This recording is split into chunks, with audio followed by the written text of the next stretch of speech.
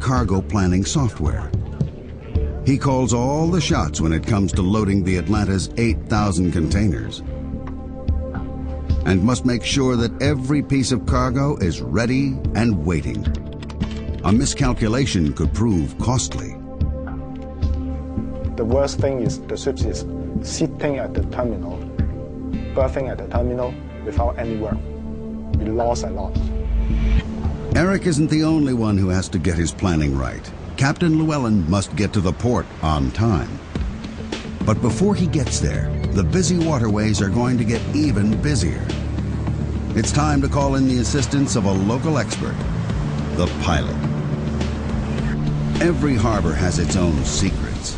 Fast currents, changing tides, shallow waters.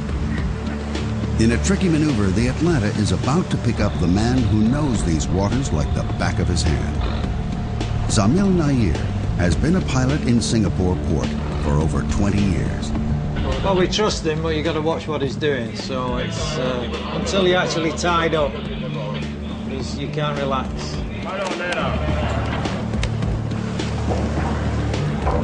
Bringing this megaship into dock is the most dangerous maneuver of any trip.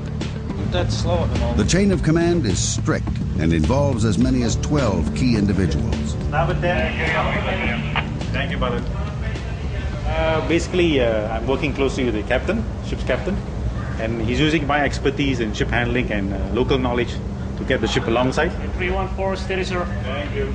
Dead slow ahead. Dead slow ahead. Sea Labrador, Pilot Labrador. We've got a tug coming out there. It's going to be made fast at the stern on the port quarter. This tug is about 4,000 horsepower and it's a fairly big, powerful tug. So basically I'm going to swing the ship around to starboard and then backing down into the berth. Stop engines. Stop engine. With main engines stopped, the tugboat Labrador is tied to the stern of the Atlanta on the port side. Then it's dead slow ahead. Atlanta bridge, gangway ready. Okay, Tango 1, OOCL. Tango 1. Will be starboard side, long side, bridge to bow, 249 meters. 249. Okay, I see one of your crane is down. Can you check on the crane, please? Okay. The bigger the ship, the smaller the space, pilot. Yep. The bigger the ship, the smaller the space. Stop engines. Stop engine. Okay, Labrador, increase the full power. Yeah. At the stern is the Labrador, a 4,000 horsepower tug. Up front, the Atlanta's huge electric-driven bow thruster adds another 3,350 horsepower. All up, the pilot has over 7,000 horsepower at his command. By combining the pull of the Labrador at the stern and the power of the bow thruster, the pilot cleverly spins the Atlanta into position. When the spinning is over, it's time for some precision parking. Okay, Labrador, slow the port, Labrador. It's the ultimate shoehorning exercise. Dead slow. Dead slow. There's no margin for error. The Atlanta is 323 meters long. She's being parked in a space with only meters to spare. Stop engines. Stop engine. What have you got forward now? How much? What about 5 meters? 5 meters, is that all? So keep the after spring slack. Keep springs slack as we come astern. Even though they perform this operation hundreds of times a year, it's a tense time for all the crew. All the way on your forward spring now. All the way forward. 2 meters, 2 meters. Should be on the road in a minute.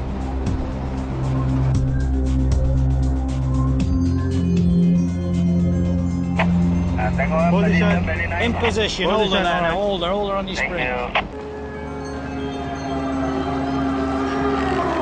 Another successful docking for the captain and Nair, the pilot.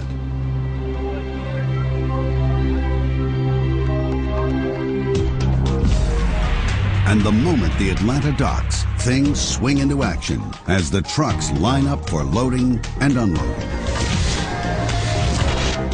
Singapore is one of the largest container terminals in the world, handling 17% of the world's total container trade. In 2004, over 20 million 20-foot containers passed through the port of Singapore.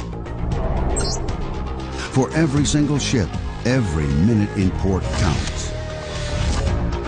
A total of 4 giant cranes start moving the Atlanta's containers at breakneck speed.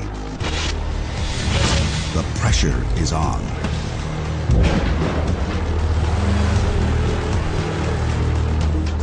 The Atlanta has 2,200 containers that need to be moved, and the captain's hoping it can be done in under 20 hours. This is where Eric's cargo planning is really put to the test. He has to pre-plan every move and allocate each container a specific position on the ship. No container should be moved twice. Double handling wastes time and money. So containers due to be unloaded at the next port must be stacked close to the top, while a container bound for America needs to be stacked deeper in the hold. The other major concern is keeping the ship balanced during loading. Too much weight on either side of the ship could put it in danger of capsizing. It's Jonathan, the first mate's job to keep a close eye on the Atlanta during this critical time. His computer monitors the distribution of weight around the ship and also allows him to compensate for any uneven loading. Deep in the ship's hull are a network of giant ballast tanks. By moving hundreds of tons of seawater between these tanks, Jonathan can keep the Atlanta on an even keel. To complicate this balancing act even further, the ship has to take on fuel. The Atlanta's tanks can hold over 7.5 million liters of diesel. This is a job for an expert. Bunker boats are the floating petrol stations of the port. This is the only time the Atlanta will take on diesel for the round trip from Asia to America. Today, they're taking on nearly 7,000 tons. It's an operation that will take over 6 hours. With the price of fuel around $280 a ton, this little trip to the gas station will cost the captain nearly $2 million. While the engine's shut down, Alvin, the second engineer, can check out the crankcase. There are certain advantages to working on an engine this big. It's not often a man can stand inside a crankcase to check for loose bolts or undue wear on any of the moving parts. When a cylinder has a bore of nearly 1 meter and the piston has a stroke of 2.4 meters, any wear is going to cause serious trouble. Among the 2,200 containers being moved today are the 2 that started their journey 2 weeks ago in Australia. The container carrying the latest vintage of Australian Chardonnay needs to be moved quickly, but also with care. The last containers to be loaded on board are the refrigerated containers. These reefers are carrying perishable goods. The one carrying the Australian frozen seafood has to be kept at a temperature of -18 degrees throughout the entire journey. Jonathan, the first mate, hooks them up to the ship's power supply in order to get the refrigeration units working as soon as possible. While on board, the crew will check their temperatures twice a day, every day.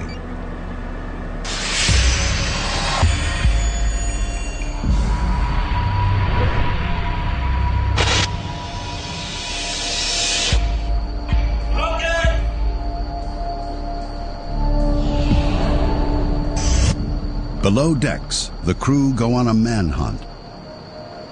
At dock, there's always the risk of taking on extra cargo, human cargo. Stowaways looking for a free ride to the USA.